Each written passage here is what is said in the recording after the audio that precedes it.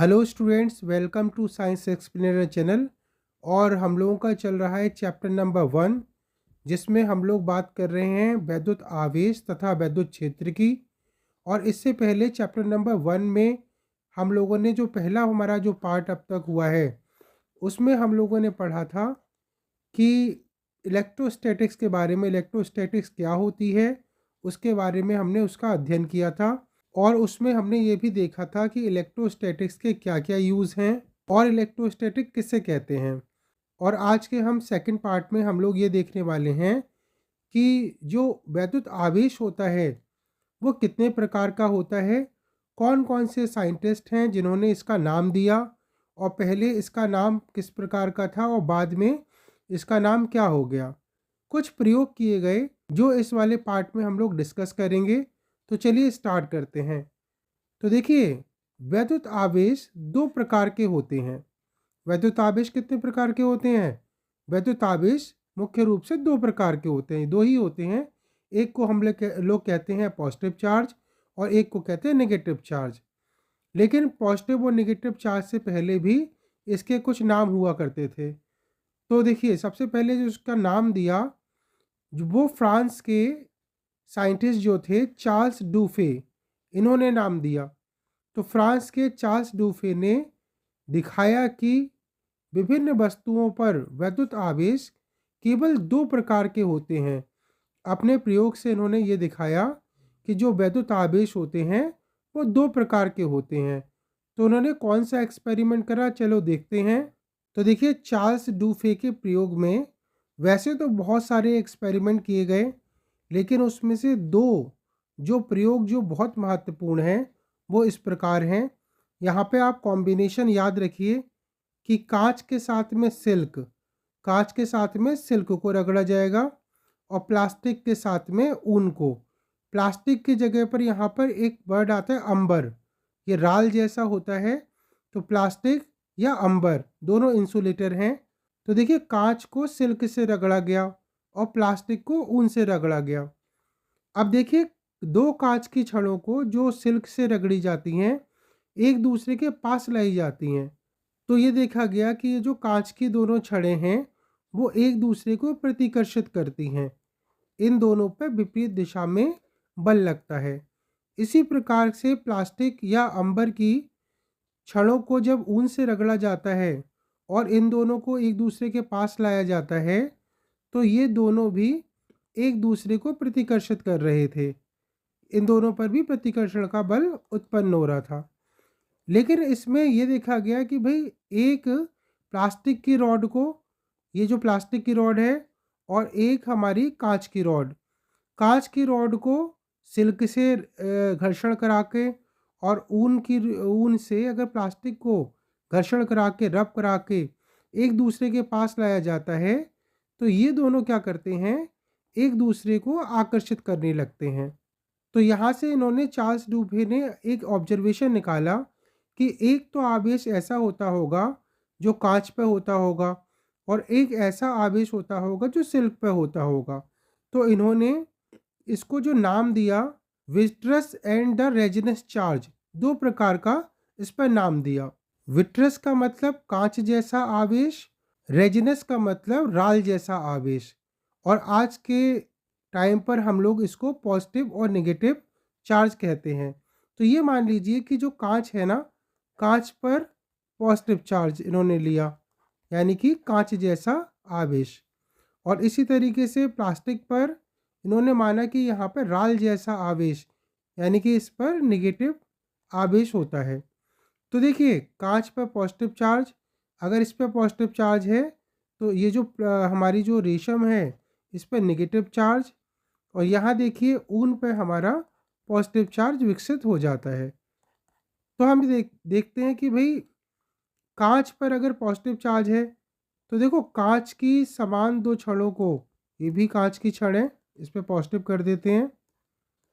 तो ये जब पास में आती हैं तो ये देखो, ये एक दूसरे को प्रतिकर्षण कर रही हैं।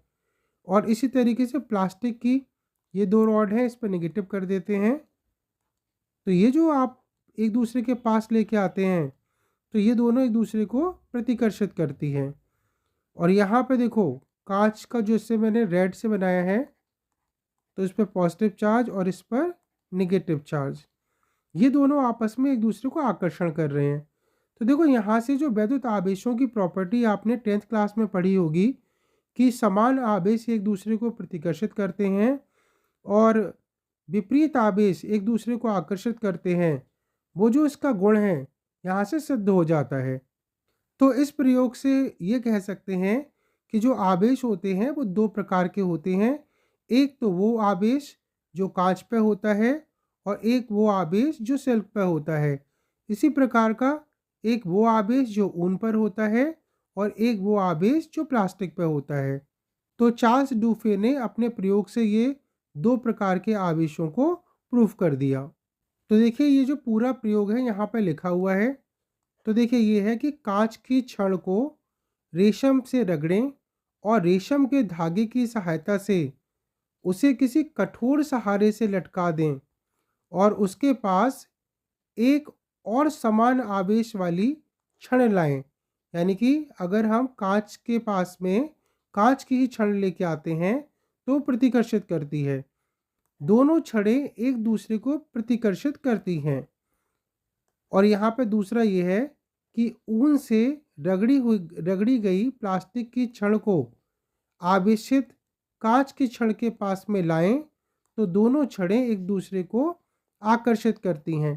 प्लास्टिक की छड़ और कांच की छड़ को जिन पर विपरीत आवेश है, जैसे अभी हमने देखा कांच पे पॉजिटिव चार्ज है और प्लास्टिक पे नेगेटिव चार्ज है, तो इनको अगर एक दूसरे के पास में लाते हैं तो ये दोनों एक दूसरे को आकर्षित करती हैं। और देखिए अब एक प्लास्टिक की छड़ को ऊन से रगड़ें, प्लास्टिक की छड़ को ऊन से रगड़ें और उसे एक कठोर सहारे से लटकाएं। इसके पास एक और समान रूप से आवेशित प्लास्टिक की छड़ लाएं तो दोनों छड़ों के बीच प्रतिकर्षण होगा। जैसे अभी मैंने बताया कि प्लास्टिक के बीच में प्रतिकर्षण होता है और कांच के बीच में प्रतिकर्षण होता है, लेकिन कांच और प्लास्टिक के बीच में हमेशा आकर्षण होता है। तो इस तरीके से हम देखते हैं कि विपरीत आवेश की जो छड़ें होती हैं वो एक दूसरे को आकर्षित करती हैं और समान आवेश वाली एक दूसरे को प्रतिकर्षित करती हैं। तो इस प्रयोग से हमने अध्ययन कर लिया कि आवेश दो प्रकार के होते हैं।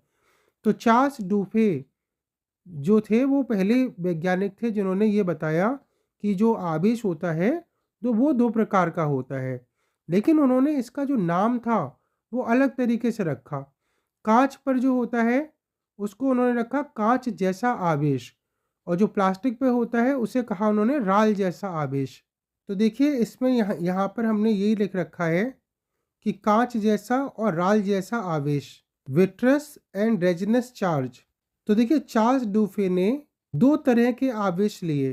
पहला, रेशम से रगड़ने पर कांच की छड़ पर विकसित आवेश को कांच जैसा आवेश, लैटिन में वर्टम यानी कि कांच कहा जाता है। दूसरा, ऊन से रगड़ने पर एम्बर पर विकसित आवेश को राल जैसा आवेश, एम्बर एक राल है, कहा जाता है। तो जैसे मैंने आपको पहले भी ये सब बता दिया है। नेक्स्ट आते हैं नेक्स्ट स्लाइड पर। तो देखिए जो पहले के नाम थे उसका नाम था विट्रस एंड रेजिनस चार्ज, कांच जैसा आवेश या राल जैसा आवेश। लेकिन जो आज हम लोग पढ़ते हैं वो हम पढ़ते हैं धनात्मक तथा ऋणात्मक आवेश, positive and the negative charge. ये जो नाम है वो दिया था बेंजामिन फ्रैंकलिन ने। तो देखो बेंजामिन फ्रैंकलिन ने पुराने नामों को बदलकर धनात्मक और ऋणात्मक, पॉजिटिव एंड नेगेटिव चार्ज नाम दिया। तो पॉजिटिव और नेगेटिव चार्ज जो नाम देने वाले हैं उनका नाम है बेंजामिन फ्रैंकलिन। तो देखिए यहाँ लिखा हुआ है, जो रेशम से रगड़ने पर कांच की छड़ पर विकसित आवेश का सकारात्मक या धनात्मक आवेश कहा जाता है।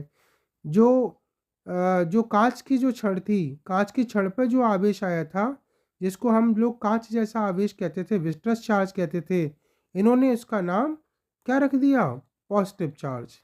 इसको रख दिया पॉजिटिव चार्ज। और प्लास्टिक की छड़ पे जो आवेश आया था, राल जैसा आवेश कहा जाता था, उसको उन्होंने रख दिया नेगेटिव आवेश या फिर ऋणात्मक आवेश। तो देखिए आवेश दो प्रकार के हुए, एक पॉजिटिव और एक नेगेटिव। अब देखिए नेक्स्ट पार्ट में हम लोग पढ़ेंगे वैद्युत आवेशों के गुण क्या होते हैं और उनका प्रयोग किस प्रकार से किया जाता है। जो स्टूडेंट्स चैनल पर नए हैं वो चैनल को सब्सक्राइब कर लीजिए, जिससे आपको आने वाले वीडियो भी प्राप्त हो सके। Thank you.